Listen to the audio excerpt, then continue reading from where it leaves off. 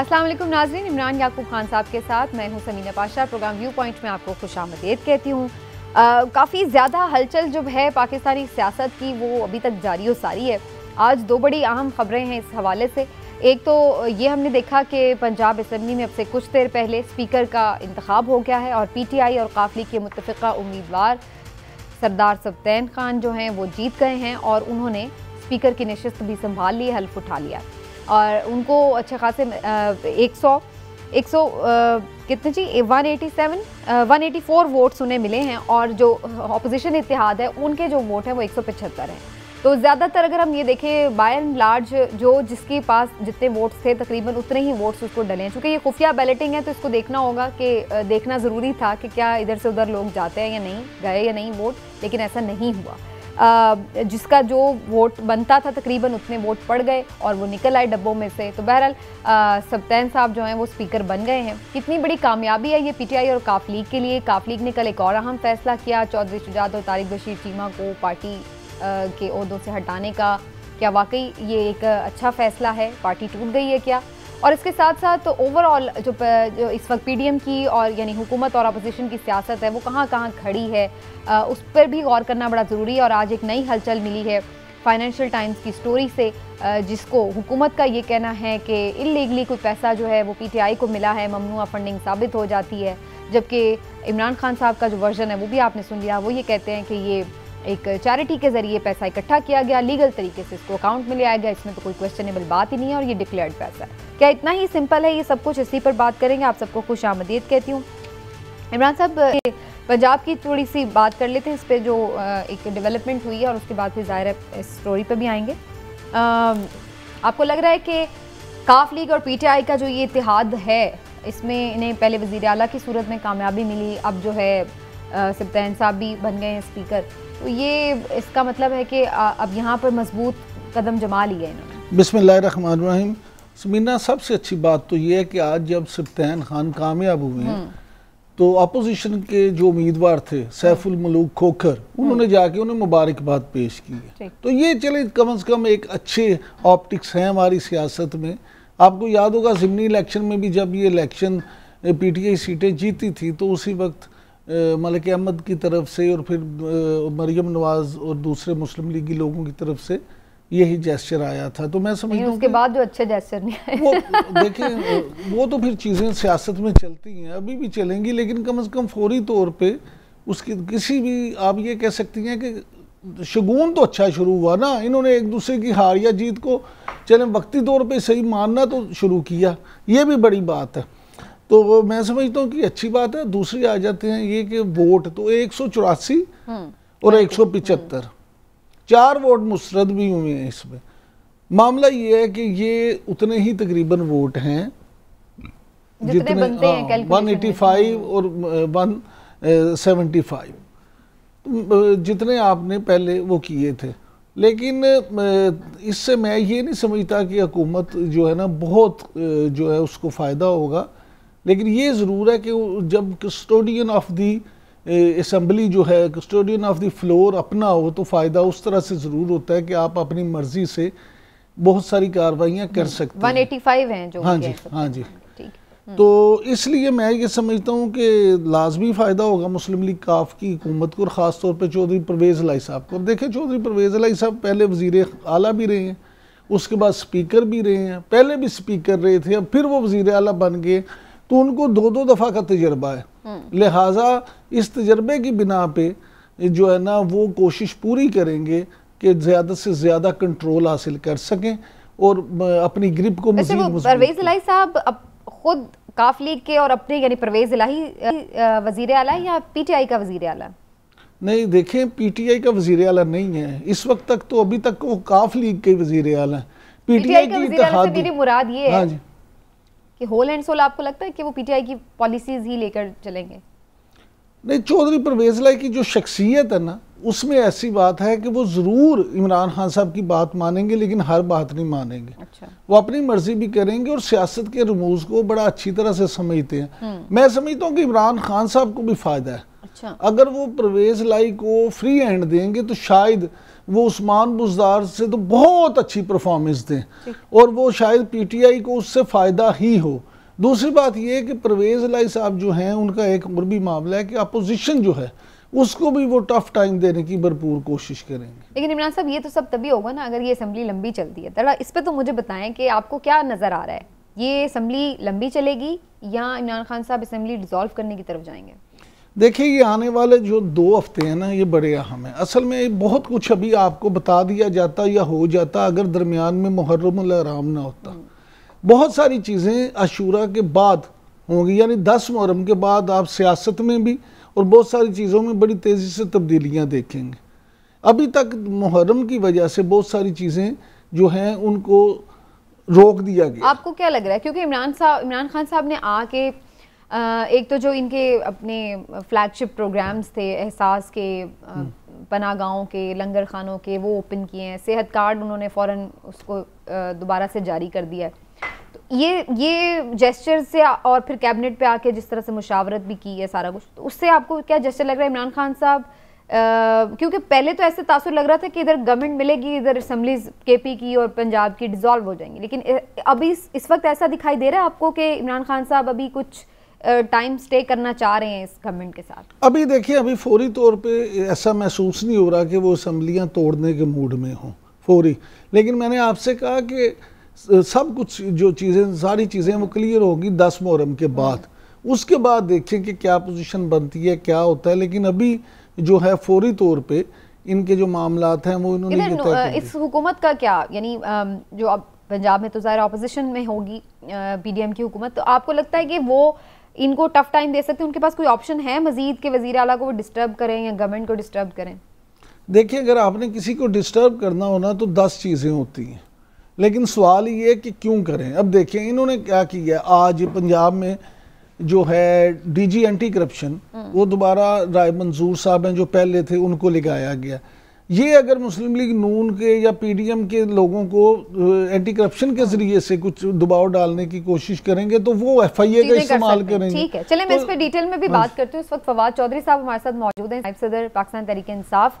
और चौधरी साहब बहुत शुक्रिया आपके वक्त का, वेलकम कहती हूँ आपको शो पर। और बड़ा इंपॉर्टेंट टाइम है जब आपसे बात हो रही है।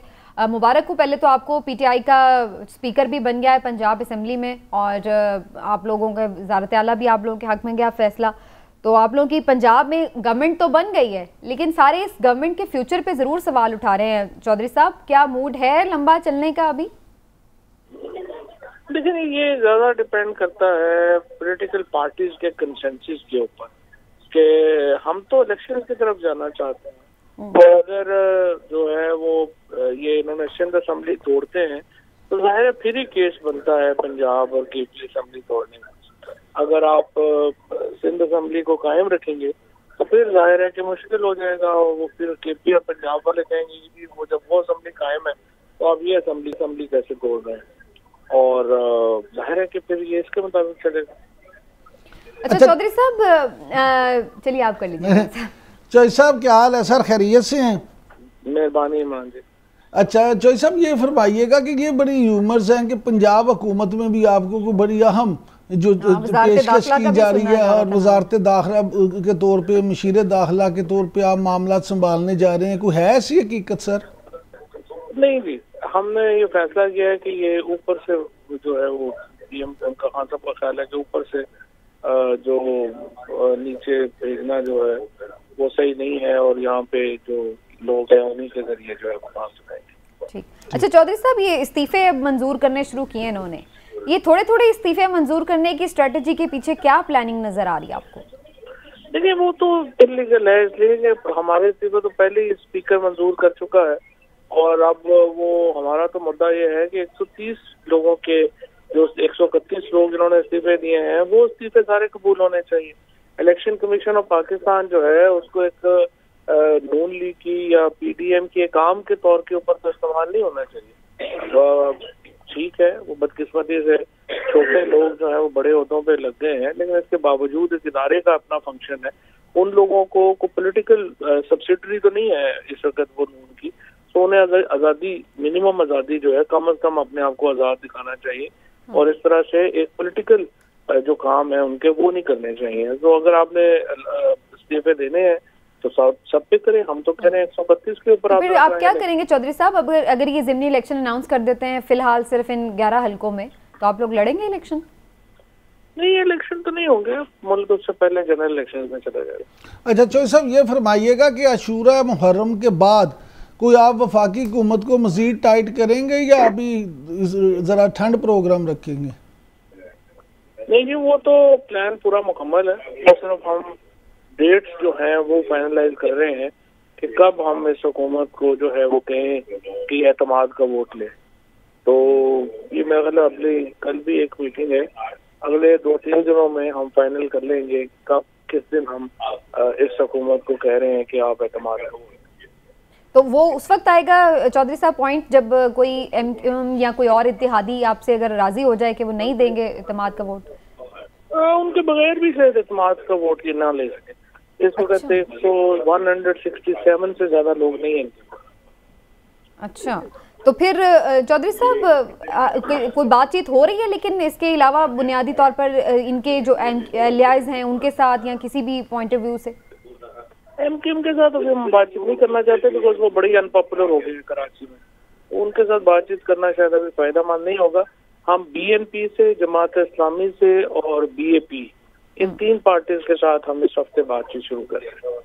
ठीक। अच्छा चौधरी साहब, आपने बड़ी अहम बात की है, तो क्या आप समझते हैं कि कराची में अगर एमक्यूएम इतनी ही अनपॉपुलर हो गई है जितना आपका ख्याल है, तो फिर तो आपकी इस दफ़ा पीटीआई की वहाँ सीटें मजीद बेहतर हो जाएंगी? पिछली दफा 14 जीती थी, इस दफा मुझे लगता है कि इससे ज्यादा जो है वो पीटीआई जो है वो इंशाल्लाह जीत जाएगी, क्योंकि एमकेएम तो बिल्कुल अपनी इस वक्त आपने देख ही लिया है जो ज़िमनी इलेक्शन हुआ है उनका क्या हाल हुआ, और अभी भी उन्होंने सिफारिश करके लोकल गवर्नमेंट जो है वो डिले कराया क्योंकि उनको पता लग रहा है कि वो बिल्कुल वहाँ से वाइप आउट हो रहे हैं। तो इसलिए वो एमकेएम से हम अभी बातचीत करने में इंटरेस्टेड नहीं है बिकॉज ऑफ देयर अनपॉपुलरिटी। लेकिन चौधरी साहब, ये जो आज फाइनेंशियल टाइम की स्टोरी आई है इस पे भी बड़ा शोर मचा है और हुकूमत कह रही है कि आप लोगों का घपले पकड़े गए तो पता नहीं क्या कुछ हो गया, तो क्या रिस्पॉन्ड करेंगे? क्या वाकई कोई इसमें हुई है गड़बड़ फंडिंग में? ये जो सारे फैक्ट्स हैं इसमें, उसमें कोई नया फैक्ट नहीं है, ये सारे इलेक्शन कमीशन के सामने हैं। मसलन जो 1.3 मिलियन डॉलर जो है वो आए हैं, वो आए हैं, उसमें कोई इसका ये नहीं है कि हम कह रहे हैं कि वो नहीं आए हैं। इसमें जो सिर्फ मामला है वो ये है कि जो एंगलिंग इन्होंने की है फाइनेंशियल टाइम्स में वो मुनासिब नहीं है। उन्होंने ऐसे किया कि जैसे पता नहीं ये कोई कौन फंडिंग कर रहा था। ये फंडिंग जो है वो दुनिया भर में, देखिए अभी जैसा फॉर एग्जांपल शौकत खाना में उन्हें 9 अरब रुपया जो है वो इस साल उन्होंने फंडिंग इकट्ठी की है और 70 अरब रुपया वो कैंसर के मरीजों के ऊपर खर्च कर चुके हैं। इमरान खान पाकिस्तान में सबसे बड़े फंड गेटर है। उन्हें नमल के लिए अभी $2 मिलियन अभी मिले हैं, तो उन्हें नमल के लिए लोग पैसे देते हैं, उन्हें शौकत खानों के लिए लोग पैसे देते हैं। पीटीआई अकेली पार्टी है पाकिस्तान के अंदर जो पब्लिक फंडिंग करती है। बाकी हमारा सिर्फ मुतालबा इसलिए ये है कि पीपल्स पार्टी और नून के इकट्ठे किए जाए ताकि आप लोगों को एक कंपैरिजन का मौका मिले कि पीटीआई कैसे फंड इकट्ठी करती है और बाकी पार्टीज फंड कैसे इकट्ठे करती है। बाकी पार्टीज का तो कोई सिस्टम ही नहीं है। अभी भी ये जो नामंजूर.com है जो हमने अपनी वेबसाइट बनाई इस तहरीक के लिए, उसमें एक हफ्ते में 47 करोड़ रुपया इकट्ठा हुआ। तो ये अपील है इमरान खान की, और ये जो इनके एलिगेशन है या बात है उसमें भी जो है वो कोई नई बात नहीं है, कोई ऐसी बात नहीं है कि ये क्या हुआ और क्या इसमें जो है वो कोई ऐसी इल्जामात का तो समझ ही नहीं है कि इनका इल्जाम है क्या। अच्छा चौधरी साहब, ये फरमाइएगा कि पीडीएम की तरफ से ये कहा जा रहा है कि इलेक्शन कमीशन जो है फॉरेन फंडिंग केस जो है उसका फैसला क्यों नहीं सुनाता, फैसला महफूज भी है, इस पे आप क्या समझते हैं? ऑफिसर फैसला उन्हें सुनाना चाहिए, लेकिन सिर्फ हमारा मुद्दा ये है कि नून लीग और पीपल्स पार्टी का फैसला भी साथ सुनाना चाहिए, क्योंकि ये इकट्ठे ही तकरीबन शुरू हुए थे। स्क्रूटनी कमेटी का जो इस वक्त रिपोर्ट है वो पीटीआई की उन्होंने दे दी है, पीपल्स पार्टी और पीएमएल की भी सामने ले आए और इकट्ठा फैसला सुना रहे हैं। यही सुप्रीम कोर्ट ने कहा था, यही इस्लामाबाद हाई कोर्ट ने कहा। लेकिन ये खबरें बड़ी आ रही हैं कि बड़ा खतरनाक कोई पता नहीं फैसला है, तो कुछ आप लोगों को लगता है कि कोई इस तरह का बैन वैन का सीन हो सकता है पीटीआई के साथ, या कुछ इस तरीके की कोई चाल हो सकती है? ये पीटीआई को बैन करने का मतलब तो ये है ना कि पाकिस्तान में आप फिर सिंगल पार्टी गवर्नमेंट बना रहे हैं, फिर आप पाकिस्तान में जो है वो चाइना का निज़ाम लाना चाहते हैं तो पीटीआई को बैन कर दें, क्योंकि पीटीआई ही पाकिस्तान में 2 पार्टी सिस्टम इस वक्त जो चल रहा है, एक तरफ पीडीएम है, एक तरफ पीटीआई है, और दूसरा जो कानून है उसमें कोई गुंजाइश ही नहीं है बैन करने की या कुछ करने की। तो अगर किसी ने जबरदस्ती करनी है तो कर लेंगे। ये देखें, ये सियासी फैसले हैं, कौन सा कानूनी फैसले होते हैं, तो अगर कोई सियासी फैसला करके शौक करेगा तो फिर भुगत लेगा।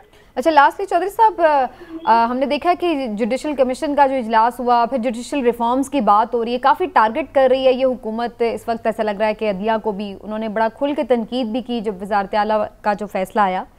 तो आप भी कभी इतने कुछ ज़्यादा बहुत सारी चीज़ों पे तनकीद करते रहे फैसलों के ऊपर, तो ख़ास तौर पर आप समझते हैं रिफॉर्म्स तो होनी चाहिए, जुडिशल रिफॉर्म्स तो ज़रूरत है, इसमें आप लोग इनकी कोई हेल्प करेंगे, साथ देंगे मुज़ाकरात के लिए? 100% जुडिशल रिफॉर्म्स तो होनी चाहिए, और 19वीं आईनी तरमीम जो है ये भी बहुत इसमें खामियां हैं, इसमें कोई शुबा ही नहीं है कि हमारे यहाँ जुडिशल रिफॉर्म्स की बड़ी ज़रूरत है। लेकिन जुडिशल रिफॉर्म्स अगर आप इस तरह से बनाएं कि एक हम माहौल बना दें कि नहीं, अदलिया के खिलाफ एक अपोजिशन कर रही है गवर्नमेंट, और उसमें जो है वो आप रिफॉर्म्स करेंगे तो वो तो फिर माहौल ही नहीं होगा, उसके ऊपर कंसेंसस ही नहीं होगा, इत्तेफाक राय ही नहीं होगा, और किसी तौर के ऊपर भी जमहूरियत के लिए अच्छा नहीं होगा कि हम इस तरह से अदलिया के इख्तियारात को कम करें। इसमें एक कंसेंसस की जरूरत है, इत्तेफाक राय की जरूरत है, और इसको मिलके चलने की इसमें जरूरत है, और इसके ऊपर डेफिनेटली कंसेंसस से चीजें होनी चाहिए और अदलिया की राय से होनी चाहिए। आप इस तरह से अदलिया के खिलाफ लेजिस्लेशन नहीं ला सकते, उससे मुल्क का निज़ाम बिगड़ जाएगा। अच्छा चौधरी साहब, ये फरमाइएगा कि आप नहीं समझते कि सीनियरिटी की बिना पे सुप्रीम कोर्ट में जज साहबान को जाना चाहिए?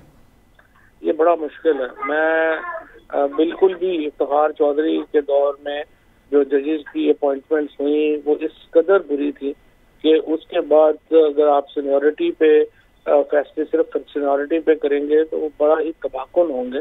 तो सीनियरिटी कम फिटनेस जो है वो ही क्राइटेरिया है, और उसी को ही आगे लेके चलना चाहिए। और जजेस की इंडक्शन का तरीका जो है, मैं तो समझता हूँ कि हमें जुडिशल सर्विस ऑफ पाकिस्तान शुरू करनी चाहिए, जिसमें वो लोग आए जो मेरिट के ऊपर जो है वो आते हैं।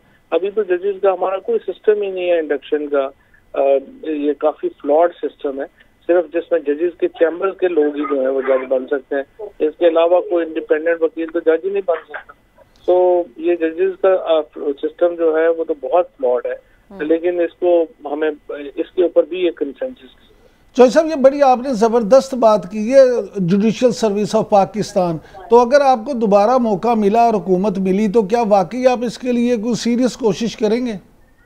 मैंने तो पिछले दफा भी बड़ी कहा था कि इनको हम जुडिशल सिस्टम को चेंज करें, और फ्रेंकली इमरान खान भी बहुत कीन थे, लेकिन हमारे लॉ मिनिस्टर ने बड़ा इसमें वक्त ज़ाया किया, कोई हम रिफॉर्म्स जो है वो नहीं कर सके। और अगर इसको जुडिशरी को, अगर हमने स्पेशली सुपीरियर जुडिशरी को पॉलिटिकल इन्फ्लुएंसेस से आज़ाद करना है तो बहुत अहम है कि हम जुडिशल सर्विस ऑफ पाकिस्तान के जरिए इंडक्शन करें। और चौधरी साहब कबो ना अपने स्टाइल करा लो वो सही है कि अब इंशाल्लाह ताला करते हैं। Okay, all the best Chaudhry साहब, thank you so much for your time. और फवाद चौधरी गुफ्तगू मुख्तलिफ उमूर के हवाले से नाज़रीन आपने सुनी, लेकिन कुछ ऐसे पॉइंट्स हैं जिस पर मजीद भी बात करेंगे और कुछ इमरान साहब की भी इंसाइट लेंगे, लेकिन एक छोटा सा ब्रेक लेते हैं, वापस आते हैं ब्रेक के बाद।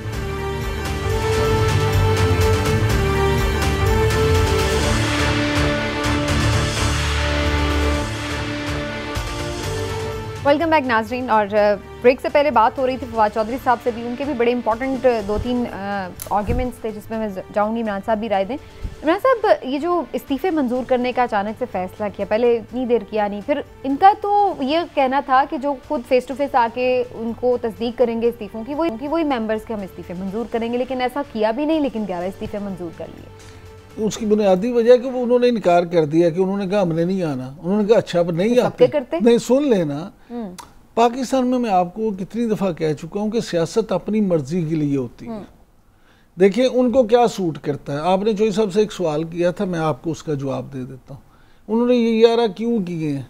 इसलिए 11 इस्तीफ़े किए हैं कि अगर इत्तेहादी को इधर उधर भी हो जाता है तो फिर भी देखिए अब जब होगा वहाँ पे इत्मीनान का वोट, तो जितनी स्ट्रेंथ है उससे आधे वोट होने चाहिए। जब अब इत्मीनान का वोट होगा तो अब तो स्ट्रेंथ ही उतनी है, तो लिहाजा अगर इत्तेहादी को इधर उधर भी हो जाता तो फिक्र की गल कोई नहीं। लिहाजा अगर वो ये फैसला करते हैं कि उन्होंने लंबी हुकूमत चलानी है और उन्होंने असम्बली डिसॉल्व नहीं करनी है, आइंदा इलेक्शन की तरफ, अर्ली इलेक्शन की तरफ नहीं जाना, तो उन्होंने अपनी एक परेशानी कम की है। हो सकता 5-7 और भी कर लें। अच्छा, वो इस्तीफे मंजूर करके, हाँ जी, तो वो उस पे ज़िमनी इलेक्शन की तरफ जाना उनका वो नहीं है, बल्कि ये कि स्ट्रेंथ, टोटल जो स्ट्रेंथ है वो कम कर ली। हाँ जी, लेकिन वो तो जब रिजाइन ही कर गए हैं तो वो तो फिर उसमें शामिल ही नहीं है ना। बात समझे, बात ये है कि अभी तक रिजाइन उन्होंने मंजूर तो नहीं ना की। लेकिन इमरान साहब, इसमें एक पॉइंट है, जो सूबाई असम्बलियाँ होती है ना, इसमें जो रन ऑफ इलेक्शन का ऑप्शन होता है कि सिंपल मेजॉरिटी से भी जो होता है वो वजीर आला बन जाता है, लेकिन जो कौमी असम्बली है उसमें तो आपको जो हाफ उसकी मेजॉरिटी यानी 172 अरकान वो पूरे रखने होते हैं। अगर 172 अरकान का ऑप्शन ही ना रहे तो फिर पीटीआई वाले तो आ नहीं रहे, तो अब ये तो नहीं आप कह सकते कि 100% के 100% आपको इत्मीनान का वोट दें। ठीक है, कानूनी नुकात बड़े होते हैं। अब वैसे मैं यही सोच रही थी कि पिछले कुछ अरसे में बड़ा कुछ पता चल रहा है कि हमारे कानून में और आइन में कहाँ जो है ना वो कुछ सुकम मेरा ख्याल है आप बहुत ज्यादा ना सोचा ठीक हो गया, चले। अच्छा, ये तो इस हवाले से, लेकिन जो दूसरी एक और बात हो रही थी, फॉरेन फंडिंग की भी बात हो रही है, और आज फाइनेंशियल टाइम की जो स्टोरी है उसको भी बड़ा रिलेट कर रहे हैं। इसके ऊपर क्या आपका टेक है? ये इतना ही सिंपल है जैसे चौधरी साहब बता रहे हैं? नहीं, ये इतना सिंपल नहीं है। उसकी बुनियादी वजह आपने उनके सामने क्यों नहीं कहा? नहीं, देखिए हमारा मकसद किसी भी गेस्ट को, हमारे लिए तमाम गेस्ट वाकई ऑनरेबल होते हैं, हमारा उन्हें अवॉइड करना नहीं, वो उनका पॉइंट ऑफ व्यू है, हम अपना पॉइंट ऑफ व्यू देंगे। देखिए मेरे ख्याल, ज़ाती ख्याल में तहरीक इंसाफ का ये जो है ना पार्टी फंडिंग केस, इसके 2 पहलू हैं। एक इखलाकी पहलू है और दूसरा इसका कानूनी पहलू है, बल्कि सियासी पहलू है, कानूनी से भी ज़्यादा वो सियासी है। इखलाकी पहलू किस तरह से? देखिए आपने आज जो फाइनेंशियल टाइम्स की स्टोरी है, आपने पैसे इकट्ठे किसके पे किए? चैरिटी के नाम पे, हेरात के नाम पे। हेरात को इंग्लिश में चैरिटी कहते हैं ना मेरे ख्याल में। जी जी, ऐसे ही है ना? हाँ जी, नहीं मैंने कहा आपसे कंफर्म करवा लूँ ताकि नहीं, आपकी काबिलियत पे शक नहीं है। मैंने कहा कि लोगों को ज़रा वाज़ेह हो जाए कि चैरिटी के नाम पे आपने किया और फिर उसको इस्तेमाल सियासी तौर पे किया, इखलाकी तौर पे ये गलत नहीं है। नहीं, वो तो कह रहे पहले से तयशुदा था। नहीं तयशुदा नहीं था ना, यही तो बात है। आपने मैचेस, चैरिटी मैचेस थे वो, ये बात ठीक है कि वो मैचेस थे, लेकिन क्या उनके टिकट आपने क्या कह के बेचे थे? सियासी फंडिंग के लिए या चैरिटी के लिए? वो चैरिटी मैचेस थे, पहली बात आपने ये देख लें। लिहाजा मेरा ज़ाती ख्याल तो इस पर यह है कि आपने वो पैसे देने वालों के इत्मीनान के साथ भी धोखा किया, क्योंकि आपने चैरिटी के नाम पे लेके उसको सियासी तौर पे इस्तेमाल किया। दूसरी अब बात सियासी पहलू है, जो वो मैं ये समझता हूँ कि बैरून मुल्क से इतने पैसे इकट्ठे करना और फिर उसको सियासी तौर पे इस्तेमाल करना, हम हर चीज़ में या हमने कसम खा ली है कि असी उधार फड़ के या फकीरां तरह मांग की करना काम। कोई भी सियासी जमात हो, सिर्फ मैं पीटीआई की बात नहीं कर रहा, आप सियासी मामलात में कौन सी ऐसी मौत पड़ी हुई है, कौन सी ऐसी आखिर आई हुई है कि आपने मुस्लिम लीग नून हो, पीटीआई हो या पीपल्स पार्टी हो, जैसे चोई सब उन दोनों का भी कहते हैं कि उनका भी हो, बिल्कुल सबका होना चाहिए, इस माम में सब नंगे हैं, लेकिन आप उतने जितने आपके फंड्स हैं यहाँ से कट सकते हैं, उसी में अपना गुजारा कर लें। आप वो बेचारे ओवरसीज़ पाकिस्तानी जो बाहर बैठे होते हैं, मेहनत मजदूरी करते हैं, उनसे पैसे लेते हैं, वो पाकिस्तान में बेहतरी के लिए आप गन पॉइंट पे लेते हैं। नहीं, वो पाकिस्तान, मैं अपनी बात वही कर रहा हूँ, वो पाकिस्तान वो किस नीयत से देते हैं कि चलिए हमारे पैसे से भी पाकिस्तान में कोई बेहतरी आ जाए, तो आप वो सियासी तौर पे जलसे जुलूसों में खर्च कर देते हैं, उससे पाकिस्तान में क्या बेहतरी आती है। उसके अलावा सबसे अहम चीज़ आरिफ नकवी साहब, आज इमरान खान साहब एक इंटरव्यू में फिर आरिफ नकवी साहब की बड़ी तारीफ़ें कर रहे थे। मैं थोड़ा सा आपको ये बता दूं, आरिफ नकवी साहब का इतना अहम रोल है ना उसमें, वो 2019 में उन्हें बरतानिया में मेट्रोपॉलिटन पुलिस ने गिरफ्तार कर लिया था। किस इल्ज़ाम में गिरफ्तार? सरमायाकारों से धोखाधड़ी के इल्ज़ाम में। वो कह रहे हैं वो केस 2018 में बना था। सुन ले 2019 में गिरफ्तार किया था, 2019 में। बात सुन, वो कह रहे हैं ये जो केस है वो तो हमने 2012 में ली थी फंडिंग। ओ मेरी बात तो सुन लेना। नहीं मैं वैसे अब क्योंकि हिलाली साहब नहीं है तो मुझे थोड़ा सा आपको दूसरे साइड भी तो बात करनी है। उन पर फ्रॉड और मनी लॉन्ड्रिंग के मुबैना तौर पर 16 केसेस बने थे, एक केस नहीं बना था, 16 केसेस। तो जो बंदा 2012 में या 2016 में केस बना था ना, वो 2012 से भी पता नहीं पहले से कितने फ्रॉड कर रहा था। क्योंकि लंदन में या यूके में ये नहीं होता हमारी तरह के पहले FIR दे दो तो फिर तफ्तीश करो। खास तौर पे मनी लॉन्ड्रिंग जैसे केसेस में आज अगर हिलाली साहब होते हमारे साथ तो इसकी तस्दीक करते। साल हा साल पहले वो उसकी ऐसे जब से मैंने वो हुसैन की वो सुनी थी ना, उनकी जो हुई थी तहकीकात, और वो उनसे नहीं कुछ वहाँ पे बरामद किया उन्होंने, तो क्या उनकी तहकीकात की। अच्छा हालांकि यहाँ पर तो बड़ी चीजें क्लियर थी कि नहीं जी जैसे बड़ी फंडिंग हुई है और लोग उनके अपने मान रहे थे। समीना ये आपने बड़ी अच्छी बात की है, वो भी वहाँ सियासी मामला था। स्कॉटलैंड यार्ड ने भी जो पाकिस्तान दुश्मन कुव्वतें थी जो अल्ताफ हुसैन को सारी जिंदगी इस्तेमाल करती रही, वो नहीं चाहती थी। देखिए एक बंदा अपना उनका बंदा हो जिससे वो खुद काम करवाते रहे हो तो वो कभी चाहेंगी कि उस पर कुछ सख्ती आए उस तरह से। चलिए लेकिन इसमें भी चीजें हैं जाहिर है बहुत सारी जिस पे बात हो सकती है कि अगर मैंने किसी को कभी चैरिटी दी है और बाद में मैं कभी कहीं किसी उसमें हूँ तो उसमें वो जो चैरिटी दी हुई हो उसका क्या लिंक बनता है या नहीं, अगर बाद में कोई बंदा किसी, लेकिन इसमें बहरहाल वो जाहिर अपना पॉइंट है वो ज्यादा बेहतर कर सकते हैं।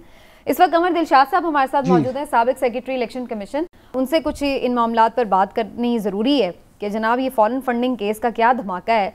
कमर दिलशाद साहब आपके हवाले से बड़ी खबरें चल रही थी, आज मैं देख रही थी सोशल मीडिया पे, आपने कोई बड़े इशारे दिए हैं कि बड़ा कोई तबाहकुन फैसला आने वाला है। आपको कैसे पता चल गया फैसला? वैसे हमें तो किसी को भी पता ही नहीं चला। हम कलमों की चाल से बता देंगे क्या फैसला आ रहा है।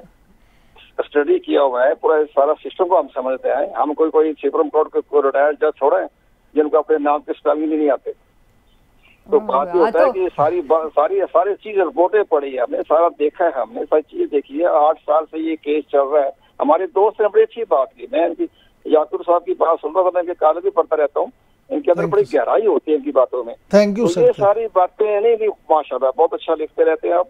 तो मैं ये अर्ज करने वाला था, सब सिंपल बात मैं अर्ज ये करना चाहता हूँ कि आज जो सामने आरिफ नकवी के हवाले से हमारे दोस्त ने जिक्र किया, इसको अमेरिका में 219 साल की कैद हुई है इसको।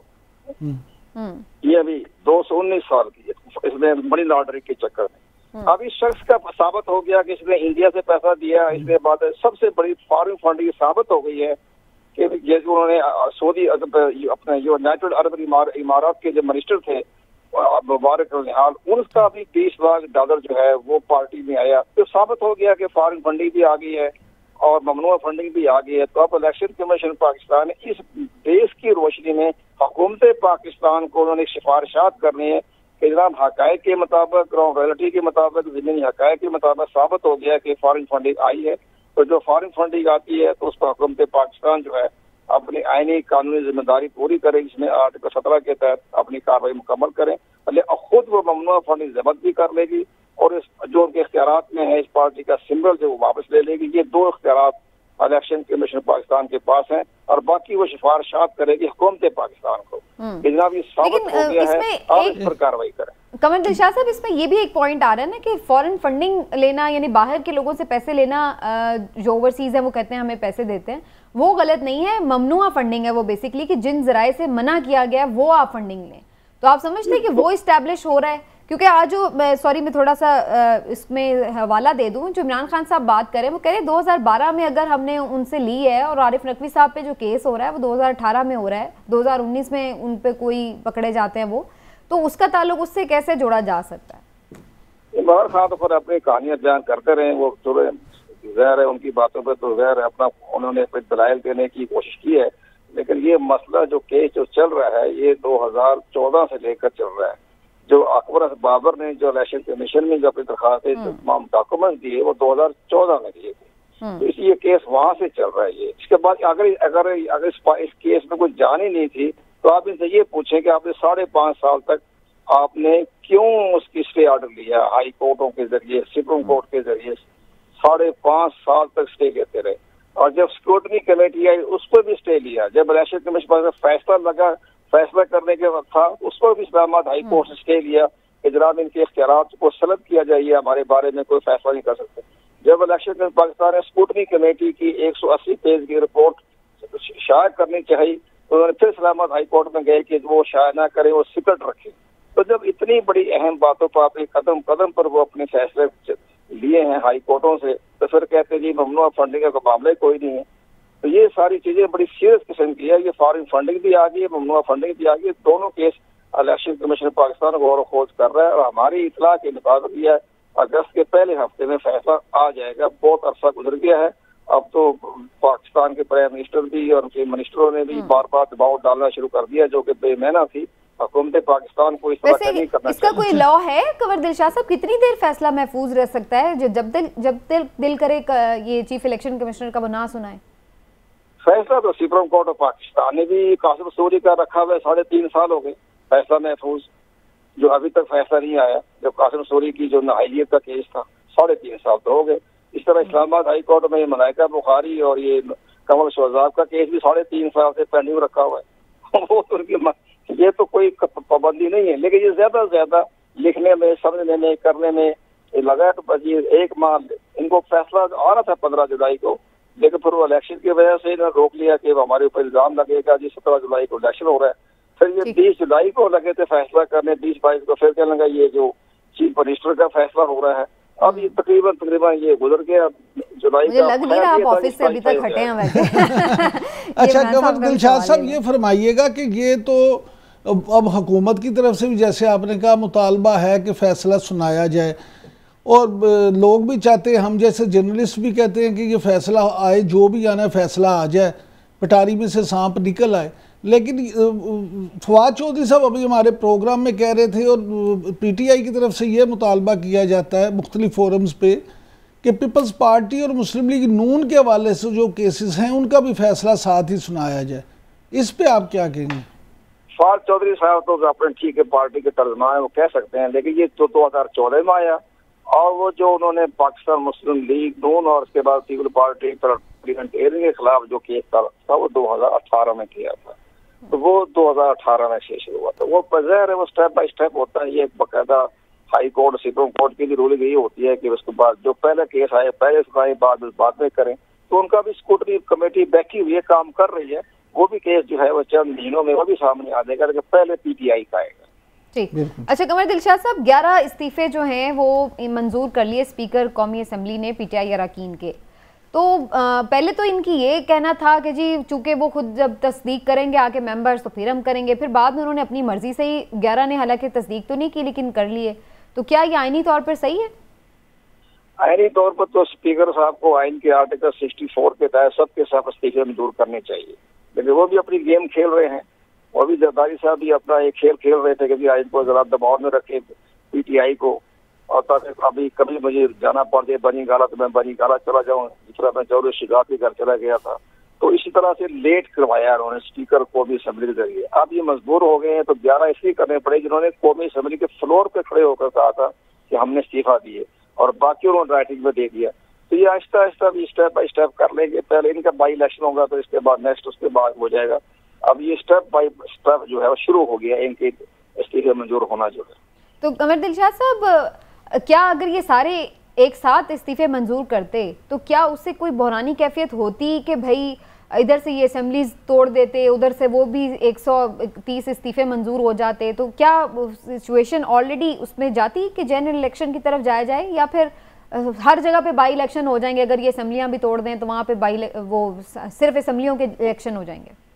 उसमें सबसे अच्छा सवाल किया आपने। पहले बात यह कि 125 हैं इनके इस्तीफे मंजूर हो जाते तो फिर ये मामला ये होता है कि पूरे मुल्क में दोबारा इंतखाब करवा दें। 125 बाई इलेक्शन करवाना एक नया बुरहान पैदा होता, लॉ ऑर्डर की सूरत हाल भी पैदा हो जाती।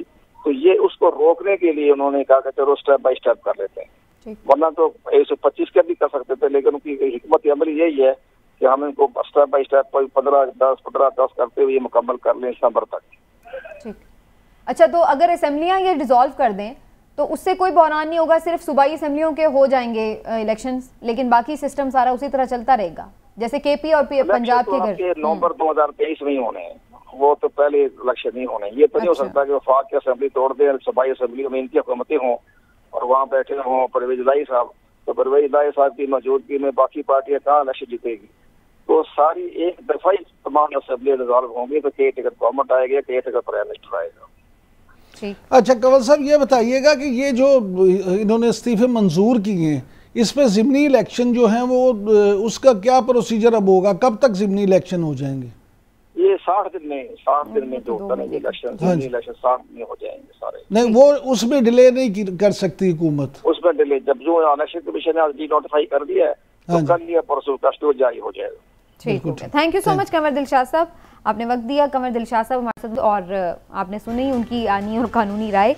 कंवर दिलशाद साहब वैसे बड़े बाखबर हैं। हाँ जी, कंवर दिलशाद साहब हमेशा बाखबर होते हैं। और दूसरी बात ये, लेकिन खबरें सही है ये नहीं है, जब फैसला आएगा तो फिर सही पता चलेगा। वो ठीक है, लेकिन एक बात आप देखें कि उनका माजी भी है ना कंवर दिलशाद साहब का, एक तो वो एक्सपीरियंस बोर्ड था, उन्होंने सारी ज़िंदगी यहाँ पे काम किया है, बड़े अहम ओहदे पे काम किया है, सेक्रेटरी रहे हैं। लेकिन दूसरी बात ये है कि आप इस चीज़ का भी ज़हन में रखें कि उनका नुक्ता नज़र बड़ा क्लियर होता है। वो कभी भी उस तरह की बात नहीं करते कि गल बड़ी बरीक है, गल भी ठीक है तो गल भी ठीक है। वो हमेशा एक स्ट्रेट फॉरवर्डली अपना तज़िया पेश करते हैं। ठीक हो गया, एक ब्रेक लेते हैं नाज़रीन, ब्रेक से वापस आते हैं। सियासत तो अपनी जगह चल ही रही है, लेकिन मुल्क की मुश्किलात हैं कि वो बढ़ती चली जा रही हैं। अभी हम देख रहे हैं कि जो इकॉनमी की सूरत हाल है वो बहुत ही परेशान कुन हो गई है, और अभी तक IMF के पैसे हमें मिले नहीं हैं, जिसकी वजह से आर्मी चीफ को भी इसमें कुछ हेल्प आउट करना पड़ा है इस हुकूमत के लिए। तो मामला किधर जा रहा है, बात करेंगे ब्रेक के बाद हमारे साथ।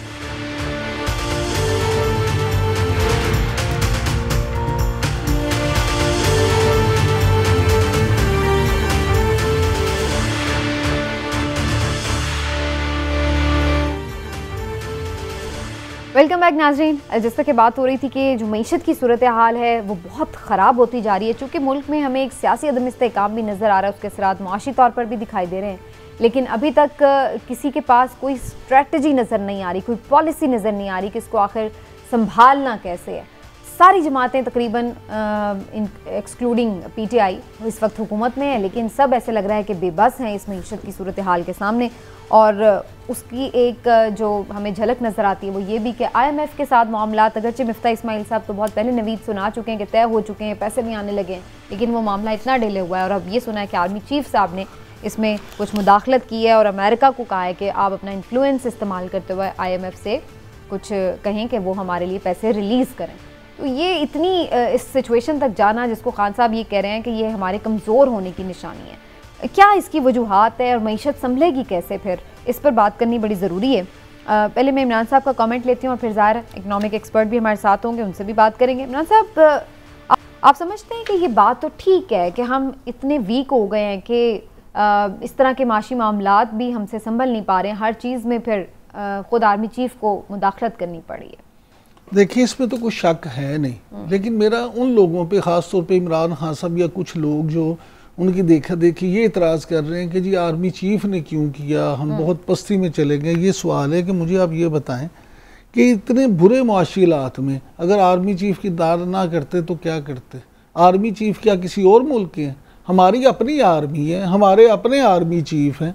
अगर उन्होंने अपना असर रसूख इस्तेमाल कर लिया है और बात कर ली है तो कोई उसमें बुराई क्या है? और कौन सा ये पहली दफ़ा किया है? इमरान खान साहब ये भूल गए हैं। मुझे आप ये बताएं कि जब उनकी अपनी हुकूमत थी, उनकी हुकूमत में बाजवा साहब क्या कुछ नहीं करते हैं?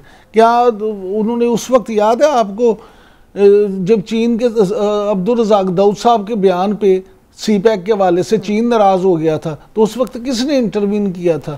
कौन चीन गया था और उनको राज़ी किया था? जनरल बाजवा साहब ही थे, वो उस वक्त भी आर्मी चीफ ही थे। उसके बाद आपको याद होगा कि मई 2020 में जब खान साहब के सऊदी अरब जाने से पहले सऊदीया नाराज़ था किसी बात पे, तो कौन गया था पहले उनको मनाने, उनको राज़ी करने? वो भी बाजवा साहब ही थे और वो उस वक्त भी आर्मी चीफ थे। उन्होंने जाके उनको राज़ी किया था। शाह महमूद कुरैशी साहब के एक बयान ने जब उन्हें नाराज़ कर दिया था, उस वक्त भी जाके जलती पे पानी किसने डाला? जनरल बाजवा साहब ने। उन्होंने मामलात को ठीक किया। तो मेरा मतलब है, अगर बाजवा साहब तलखी कम करने में अपना किरदार अदा कर रहे हैं, तो हमें तो उन्हें अप्रिशिएट करना चाहिए। तो खालिस्तान मैशत का मामला ना, इसमें कोई तलखी वाली बात तो नहीं है। नहीं तो देखिए IMF जो है, मेरी एक बात को समझे, IMF किसी को इसमें कुछ शक है कि उस पे अमेरिका का कितना दबाव है? अमेरिका उस पे असरअंदाज किस तरह? हाँ जी, वो तो मैं इस बात पे एतराज नहीं करी कि आर्मी चीफ ने क्यों किया, वो तो जाहिर सी बात है कि ठीक है, वो जहाँ पे अपना इन्फ्लुएंस इस्तेमाल कर सकते हैं। बुनियादी सवाल ये कि दैट मीन्स के जो इदारे हैं वो इस हुकूमत को ट्रस्ट नहीं कर रहे, इसलिए आर्मी चीफ या हमारा, चूंकि आर्मी का जो इदारा है उस पर दुनिया ट्रस्ट करती है, उनसे हमेशा एंगेजमेंट कर लेते हैं, बात कर लेते हैं। ये बात नहीं, अगर ये बात होती तो पिछली हुकूमत भी क्या लोग ट्रस्ट नहीं कर रहे थे? सऊदीया, चीन और ये ट्रस्ट नहीं कर रहे थे। भाई जब वो देख रहे हैं, देख इंस्टीट्यूशन जो जब देख रहा है कि हमारा मुल्क मुआशी खाई में गिर रहा है, इसके हालात इस कदर बुरे हैं कि इस वक्त लोग जो हैं देखें डॉलर कहाँ का कहाँ चला गया, एलसीज लोगों की खुल नहीं रही, चीज़ें फैक्ट्रियां बंद हो रही हैं, हर बंदा परेशान है। तो उसमें देखें सिक्योरिटी लेवल पे मामला तो कुछ और तरह के होते हैं, और फिर पाकिस्तान की जो स्ट्रेटेजिक पोजीशन है उसमें आर्मी चीफ को और office of the army chief को एक खसूसी अहमियत हासिल है। लोग अगर उसको इम्पोर्टेंट समझ के उसकी बात मानते हैं, सुनते हैं, तो मेरा ख्याल में इसमें कोई मजाक नहीं। इसमें तो मैं ये नहीं कह रही कि इस गवर्नमेंट या उस गवर्नमेंट, लेकिन इस तरह की चीजें भी अगर सब कुछ इन्होंने ही करना है तो फिर अगेन वही बात आ जाती है कि कहाँ आ गई आपकी सिविल सुप्रीमेसी और कहाँ आ जाती है आपकी तजर्बाकारी। लेकिन मुझे थोड़ा सा डिस्कशन को आगे बढ़ाने, डॉक्टर कैस असलम साहब इस वक्त हमारे साथ मौजूद हैं, इकोनॉमिस्ट हैं, तो उनसे ज्यादा ज़ाहिर इकोनॉमी के मैटर्स को कौन हमें बताएगा इस बारे में। डॉक्टर साहब बहुत शुक्रिया आपके वक्त का और खुशामदीद कहती हूँ आपको शो में। सर ये थोड़ी यहाँ पे चूँकि इस ख़ास पर्टिकुलर पॉइंट पे बात हो रही, तो मैं आपका भी इस पे कमेंट ले लूँ। क्या वजह है कि IMF हमें पैसे नहीं दे रहा है, और फिर अब ये भी हमने सुना है कि आर्मी चीफ जो हैं उनको इसमें कुछ किरदार अदा करना पड़ा है। तो डू यू थिंक कि ये जो बात हो रही है कि इस गवर्नमेंट को दुनिया ट्रस्ट नहीं कर रही है इसलिए लोग पैसे नहीं दे रहे हैं, तो ये ऐसा ही है मामला? दो बातें हैं। पहली बात तो ये है कि अगर आपको याद हो तो PTI से पहले जो गवर्नमेंट थी उसको, और वो शायद PMLN ही की थी, जिसको पैसे देने से इनकार कर दिया था, और फिर पीपल्स पार्टी गवर्नमेंट को भी सऊदी अरब ने भी, चाइना ने भी, और वो कह रहे थे कि, और अभी भी ऐसे ही है कि IMF गारंटी करेगा तो हम पैसे देंगे। यहाँ जो मामला है वो ये भी है, मगर असल मामला ये है कि मियाद बहुत कम है इस गवर्नमेंट की। ये जो पैसे वापस करने का वक्त आना है तो ये गवर्नमेंट नहीं होगी। तो IMF को दो जो हैं परमानेंट इंस्टीट्यूशंस की गारंटी चाहिए, जिनमें से एक जो है वो चीफ ऑफ आर्मी स्टाफ ने आज दे दी, दूसरी स्टेट बैंक ने देनी है, मगर स्टेट बैंक का गवर्नर ही नहीं है। Very right. तो ये दो गारंटीज हैं जो वो परमानेंट इंस्टीट्यूशन से मांग रहे हैं। अगर तो होती ना ये गवर्नमेंट जो इलेक्टेड हो और 4-5 साल के लिए हो, तो फिर उनको ये गारंटीज नहीं चाहिए थी। तो ये है, ये पॉइंट तो आपका समझ में आ गया। लेकिन डॉक्टर साहब डॉलर इतना ज्यादा हम देख रहे हैं, ये कहाँ जाके रुकेगा? इतने 250 से भी ऊपर जा रहा है। बात ये है कि 250 तो मैंने कहा था वो हो गया। रुकने का जो इशू है, पहली अब और नहीं, आपने ज्यादा लंबा टास्क ले नहीं, मैं बिल्कुल नहीं कहूंगा। बात यह है कि आप आज तो आपने लग्जरी आइटम्स पे जो पाबंदी लगाई थी वो भी उड़ा दी है। आपके अबाउट 45 बिलियन का आपका ट्रेड डिफिसिट है। एक्सपोर्ट करने के लिए आपके पास कुछ नहीं है। आपने कोई ऐसी तदबीर नहीं की कि ज्यादा से ज्यादा एक्सपोर्ट कर लें। इंपोर्ट के लिए तकरीबन अब हर चीज आप इंपोर्ट कर रहे हैं, और अब कल से लग्जरी आइटम्स भी इंपोर्ट करना शुरू कर देंगे। आप जो है आपका बैलेंस ऑफ पेमेंट डिफिसिट वो भी 15-16 बिलियन पे चला गया है। आपने कर्जे वापस करने हैं, और ये जो आप डॉलर की बात कर रहे हैं ये स्पेकुलेटिव है। बैंकों ने डॉलर खरीदा है। अब आपके बहुत सारे कारोबार नहीं चल रहे, आपका इंटरेस्ट रेट जो 15% पे है, तो आप कोई कारोबार नहीं करेगा, वो डॉलर खरीद रहे हैं। आपकी इन्फ्लेशन जो है 22-23% पे चली गई है, तो उस पे भी जिसके पास भी पैसे हैं वो डॉलर ले रहा है। पहले पिछली गवर्नमेंट में तो उन्होंने जमीनें खरीदी थी क्योंकि एमएसटी थी, यहाँ कोई एमएसटी नहीं है तो ब्लैक मनी भी डॉलर खरीद रहा है। अच्छा डॉक्टर साहब ये फरमाइएगा कि वजारत खजाना का कहना है कि IMF से पैसे आने के बाद डॉलर वापस 190 तक चला जाएगा, क्या ऐसा मुमकिन है? नहीं सर, वो बात यह है कि IMF आपको पैसे नहीं देगा, वो आपकी कोई किस्त जो है किसी कहीं जहां आपने पैसे देने हैं, जहां आपने कर्जा वापस करना है वो देगा, आपके मुल्क में नहीं आने। वो होते हैं एडजस्टमेंट अपनी हो जाएगी, ठीक, वो वहीं पे कोई अपनी एडजस्टमेंट, ठीक है। जी जी, वो एडजस्टमेंट होगी ना। मुल्क के अंदर पैसे IMF के नहीं आते, वर्ल्ड बैंक के आते हैं, तो इसलिए मैं नहीं मानता इस बात को। दूसरी बात यह है कि आप असल तो एक्सपोर्टेबल्स हैं जो आपने कंट्रोल करना है, जिसको एक्सपोर्ट ज्यादा करेंगे तो डॉलर हमारे तो डॉलर आएगा। दूसरी बात यह है कि इंपोर्ट सब्स्टिट्यूशन चाहिए। अब मेरा सवाल और है इस सारे में कि पिछले 11 महीनों में 28 बिलियन डॉलर पाकिस्तानियों ने भेजे रेमिटेंस से, वो किधर हैं? इस वक्त आपके 8 बिलियन के कहीं रिजर्व रह गए हैं, तो 28 बिलियन से 8 बिलियन के दरमियान 20 बिलियन जो है वो पिछले स्टेट बैंक के गवर्नर और बोर्ड ने ओपन मार्केट में फेंका है, जो खरीदा गया है। तो ये जो है इस पे कोई कर्व नहीं आया, किसी ने नहीं। हालांकि बोर्ड बदल दिया है, 2-3 दिन पहले नया बोर्ड स्टेट बैंक का लगा दिया है, मगर उन पिछलों से ये पूछने की जरूरत तो थी कि ये 20 बिलियन डॉलर आपने ओपन मार्केट में क्यों फेंका है? बिल्कुल सही। अच्छा डॉक्टर साहब ये फरमाइएगा कि डॉलर की कीमत में ये इतना जो इजाफा है, ये सियासी वजह है इसकी या मुआशी या दोनों? नहीं जी, इसकी मुआशी भी कमजोरी और स्पेकुलेशन, जो इजाजत दे दी गई है कि जो मर्जी डॉलर खरीद ले, तो बैंकों ने धड़ाधड़ खरीदे हैं। मैंने आपसे अर्ज की कि ब्लैक मनी ने खरीदे हैं, और बहुत सारे लोग जो अब इस मुल्क से पैसा बाहर ले जाना चाहते हैं उन्होंने खरीदा है। मैं ये नहीं मानता कि सियासी है। अच्छा डॉक्टर साहब, इस गवर्नमेंट की वक्त पर बिल्कुल थोड़ा कम रह गया, मैं जरा आपसे थोड़ा जा रही हूँ कि इस गवर्नमेंट की आपको कोई मईशत के लिए पॉलिसी नजर आ रही है, कोई डायरेक्शन इनकी, और आपको लगता है कि कोई स्ट्रैटेजी इनकी है वर्केबल? नहीं है, क्योंकि मैंने आपसे 2 दफा पहले भी कहा, फिर से कह रहा हूँ कि जब आप लग्जरी आइटम जो आपने स्ट्रेटजी बनाई थी वो तो लग्जरी आइटम से बैन थे ना जी, तो वो जब कल आप खत्म कर दी तो इसका मतलब ये है कि अभी भी आप अपर क्लास को इजाजत दे रहे हैं कि वो जो मर्जी खरीद ले, लग्जरी गाड़ियां आ जाएं, ये वो। आपको बड़ी सीरियसली स्ट्रेटजी बनानी चाहिए थी कि कौन सी चीजें इस मुल्क की फौरी क्या करना चाहिए। कोई 1-2 पॉइंट्स आपके पास हैं डॉक्टर साहब? फौरन ये है कि आपको एक्सपोर्ट ड्यूटीज उड़ा देनी चाहिए और इजाजत देनी चाहिए मुल्क के लोगों को कि जितना ज्यादा एक्सपोर्ट मुख्तलिफ चीजें कर लें, फौरन वो है। फौरन ये है कि आपको बहुत सारी चीजों की जो इम्पोर्ट कर रहे हैं उन पे ड्यूटीज बढ़ानी पड़ेंगी ताकि वो उससे पैसा भी आए और वो कम वो डॉलर बचे हमारा। ठीक, जी, डॉलर बचे और डॉलर कमाया जाए। ठीक है डॉक्टर साहब, बहुत शुक्रिया आपका, thank you for your time.